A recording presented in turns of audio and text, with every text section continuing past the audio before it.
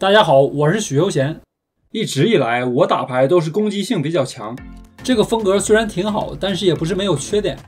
比如说我压注的频率很高，但是只要我一过牌，对手就开始自由的压注，他们这么打也没有毛病。那我做出来的回应就是要么弃牌，要么涨回去。其实解决这个问题有更好的方法，那就是增强过牌的范围。这里有一个很好的典范。这是2019年传奇系列里的一手牌，两位主角分别是 Daniel Gates 和 Linus Lolliger。丹这个玩家，我之前在毒王故事第2集有说过，非常厉害。在毒王挑战里，毒王本来是跟他玩到后来就变成毒王玩消失。Linus 则是一位瑞士的年轻玩家，在当代被很多人认为是世界第1种子选手。他的打法已经非常接近游戏理论的最佳化，可以说是最接近电脑的人类，已经进化到了人机合一的程度。这手牌有一个 straddle， 盲注分别是2000、4000、8000欧元。看到桌上现金的额度就知道大家的筹码多数都是被人投资过来的。这手牌的有效筹码是36万，因为 Linus 只有36万，他的筹码比较短，有效筹码不到50个大盲。这个码量在现金局里算是很短的了。好，那我们现在看这手牌。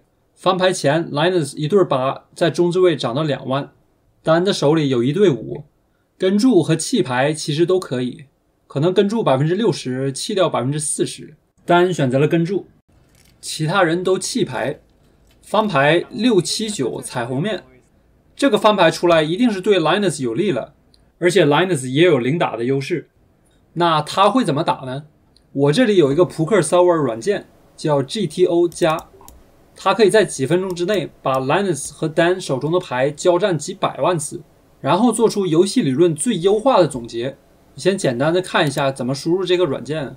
首先 Range 1是前置位，也就是 Linus 手中的牌。由于 Linus 这个位置是比较靠前的，那他在这个位置加注的范围差不多是 17%。我们再输入后置位 Dan 手中大概率的范围，差不多有 8% 的牌。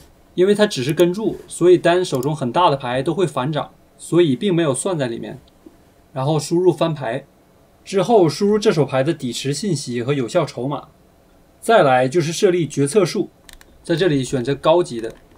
那在这里要填写2个玩家在这手牌里会做的所有的行为，比如说过牌啦、压注、压大压小啦、过牌之后再涨啦，这些所有的可能性都要算在里面。游戏数造好了之后，点击 Run Solver， 电脑就开始给你计算了。这个软件还是需要比较大的内存才可以计算的。好了，算出来之后，第一眼看这些数据是不是有点吓人？不用担心，真正有用的数据只有几个，所以说只要看这几个就可以了。电脑认为 Linus 手中的整个范围在这个时候应该是过牌 61.6%， 压注分压大压小，总共的压注几率应该在 35% 左右。那我们再具体的看 Linus 手中的1对8在这里应该是什么样呢？电脑认为1对8过牌的几率应该是 59%， 压1/3的底池几率应该是 32%， 压大一点的注应该是 8.8%。 那我们看 Linus 做的决定，果然是完美的过牌。那单应该怎么做呢？我在设计决策数的时候给单设计了3个压注量的可能性，分别是1/3、1半和3/4的底池。电脑认为基本上只应该压1/3的底池，而且压注的几率应该在 60%， 过牌几率应该在 40%。 再看单的手牌1对5，电脑建议 71% 的时候都应该拿1对5压注，而且就是压1/3的底池。那我们看单会怎么做呢？Production guy also don't need to sleep. When we play Lolliger. tomorrow? Close an open ender. It's gonna check it over to Jungleman here. Jungleman is gonna expect. 果然只压了1/3的底池，真是完美。面对这个压注，电脑会怎么建议 Linus 呢？电脑建议在 Linus 所有的手牌范围里，反涨 21%， 跟注 43%， 弃牌 35%。在 Linus 手里有1对8的时候，电脑建议他100%都是跟注。顺便看一下啊，当 Linus 手里有 A8 的时候，电脑建议一半的时候用来加注，一半的时候用来跟注。好，回到这手牌 ，Linus 果然也是跟注了。转牌是方片10，牌面上单张成顺。这个牌面没说的，电脑建议 Linus 100%都是过牌。到单这里，电脑建议单1/3几率是过牌，2/3是压注。在这个范围里，很多牌都要压注，包括顺子啦、3条啊，而且还要掺杂许多投机，因为这个牌面对单的手牌范围更有利。单在这里更有可能击中顺子、2对、3条等等。但是看没看到？电脑并不建议单用小的口袋队去投机，因为投机的几率也不能太多，应该用 A 勾、A 圈那类牌去投机。那我们看单是怎么做的。他压住了48000，相当于1半的底池。这个时候，电脑建议 Linus 拿1对8 70% 都是跟注，30%的时候加注。在这里 Linus 的表情好像是比较害怕这个牌面，但还是跟注了。当然，手里有1对8的时候，这个决策非常简单。但是当 Linus 手里有其他牌的时候，这个情况就会比较复杂。我们参考一下电脑的其他建议。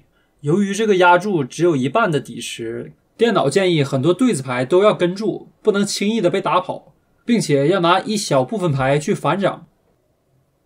合牌是红心 K， 电脑依旧建议 90% 的时候1对8都是过牌。电脑还是建议单在这个位置做一些投机的。单最后下注了144000， Linus 当然也是秒接。总的来说 Linus 打得非常完美。单拿1对5去投机，不知道长远来讲会不会投机过多。更主要的是 Linus 在这一手牌拿到了最大的价值，就是因为他一直在过牌。